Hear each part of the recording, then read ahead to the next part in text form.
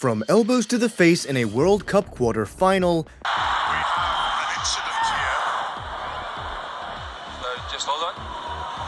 to Gorden Tallis reminding everyone why they called him the Raging Bull, We'll find up with a couple of the big boys, and it's on backfield. These are the moments rugby players completely lost control.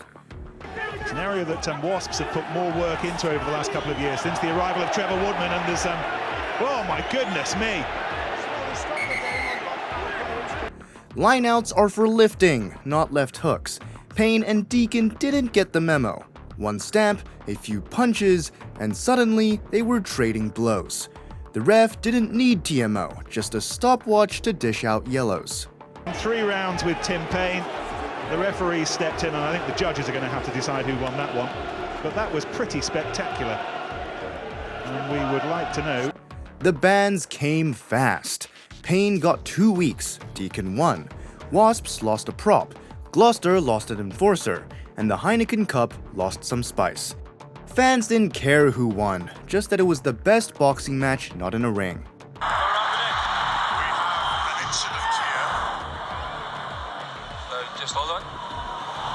France was cruising, then Vahamina threw an elbow that nobody in blue wanted to see. The ref's red card came out faster than a winger chasing a loose ball, and suddenly the whole match flipped on its head. That's a red card. The TMO rubbed salt into every French wound. Welsh fans roared, French fans buried their faces, and the stadium food shifted in seconds. From a march to the semis, France turned it into a slow walk of shame.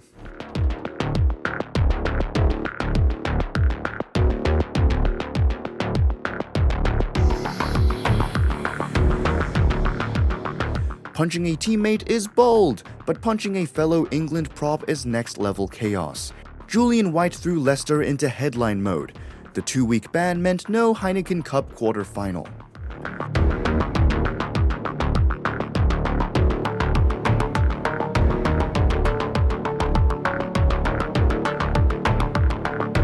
Fans couldn't decide if it was madness or just old-school front-row etiquette.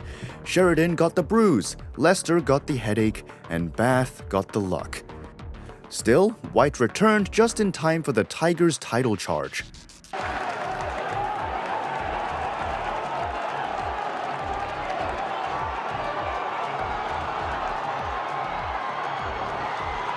Rugby winners are supposed to chase kicks, not swing fists. But Trimble and Williams clearly fancied a change of job description. A push at the ruck turned into handbags, and suddenly, both were walking to the naughty step.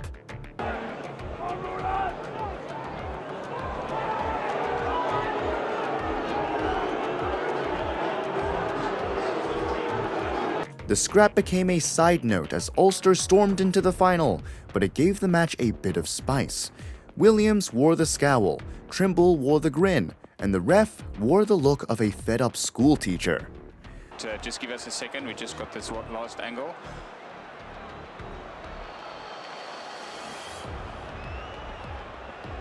It's awful discipline. France was chasing glory, but Malvaka almost tackled it head-on. A clumsy dive on Ben White left Scotland fuming, and the ref stuck in controversy mode. 10 minutes in the bin felt more like a gift than a punishment, and the fans let the officials know it. It's a contact of heads, so it'll be a yellow card which will go for off-field review. Broadcast to the crowd, but if you don't speak English, you might not have understood what Matt Carley said. Townsend called it nonsense, Ramos called it a misunderstanding, and everyone else just called it reckless. The debate dragged longer than a reset scrum, but the scoreboard never cared. France still lifted the Six Nations trophy, while Malvaka waited nervously for the disciplinary panel to blow the final whistle on his fate. Good afternoon for Easley Naisarani. He's diving into the swimming pool, it's totally unacceptable. Cleanouts are meant to clear bodies, not leave dents in foreheads. Fanya decided otherwise and introduced his skull to the opposition's nose with zero hesitation. The ref barely blinked before flashing red, and the Brumbies' afternoon turned sour faster than a dropped goal attempt. There's two actions, the first one and then the second one. Get number 2, please. Strike with the head. Fans didn't need a replay to know it was madness, but the slow motion only made it look worse. The coaching staff buried their faces, commentators shook their heads, and Fanya walked off like a man who knew he'd just booked himself a holiday.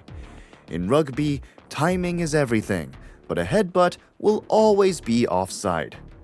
And they've won it.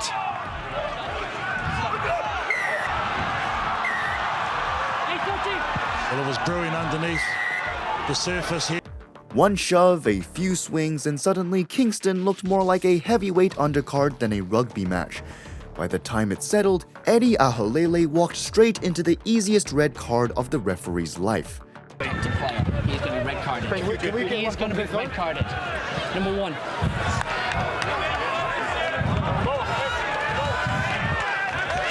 Both teams wore their bruises like badges, but Tonga wore the consequences. Sinclair's chin took the shot, Aholele took the walk, and the Pacific Nations Cup got its chaos highlight. Sometimes rugby is about territory, sometimes possession, and sometimes just making sure your dentist is on speed dial. Career try, last one coming up here. Oh, it's on! Well, Worthington might not be getting that 100th now. He might well be getting a car. The game looked like it was heading for a simple set when Greg Worthington lost his cool. What started as a messy tackle quickly turned into punches, a headbutt, and a full-on brawl. The referee wasted no time and sent Worthington off with a straight red. Guy. Direct punch into the head, and Greg Worthington is off. There'll be no 100th career try for him. He is... Hakeem Maludi didn't escape either, shown a yellow for sparking the fight with that head clash. Just when things seemed to calm down, another Halifax player was sent off for lifting an injured man. Suddenly, it was 12 versus 11, and the match turned into pure drama. Closing, he's spun through the tackles. Oh, he's got him here. This is a terrible accident here on Tyrone Roberts. A heavy tackle on Tyrone Roberts sparked chaos between Warrington and St. Helens. What looked like an accident quickly spiraled into pushing, shoving, and angry finger-pointing. The referee had no choice but to step in and calm the storm. Harsh. Well, that one seems harsh, and whatever happened after that, well, the referee then has to try and take charge of. That seemed a complete accident. After the medics treated Roberts on the field, tempers still ran hot. The officials handed out 3 yellow cards at once, punishing players from both sides. It was a messy reminder of how quickly a hard hit can turn into a full-blown drama. Gorden Tallis gets a little fired up with Couple of the big boys, and it's on backfield. Tallis is into it. Back in 2003, Brisbane legend Gorden Tallis wasn't just battling opponents, he was battling time. Coming off neck surgery and feeling his body slow down, he thought rivals no longer feared him like they once did. So he came up with a plan: fight someone big early in the season and remind the league he was still the Raging Bull. Gorden Tallis gets a little fired up with Couple of the big boys, and it's on backfield. Tallis is into it. When Penrith's young prop Ben Ross started testing him, Tallis snapped. After repeated neck grabs and back-and-forth sledging, he told Ross, "Do it one more time, and that's it." Ross did, and Tallis delivered, sparking one of rugby league's most famous punch-ups and silencing opponents for the rest of the year. There's Ben Flower here. Keep an eye on that.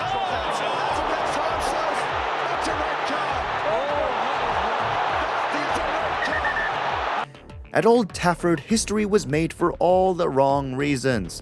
Wigan prop Ben Flower became the first player ever sent off in a Super League Grand Final. Instead of chasing glory, he let frustration take over in a moment that stunned the stadium. I'm going to say the one he threw stood up. Why he might have stayed on the field. The one on the ground might be the problem. It's a send-off for Ben Flower in the first 2 minutes of the grand.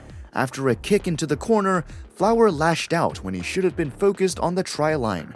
His reckless act left his opponent on the ground and the referee with no choice. One flash of red, and Flowers' night and reputation were finished. Rugby's chaos never disappoints. Drop a comment, hit subscribe, and stay tuned for more.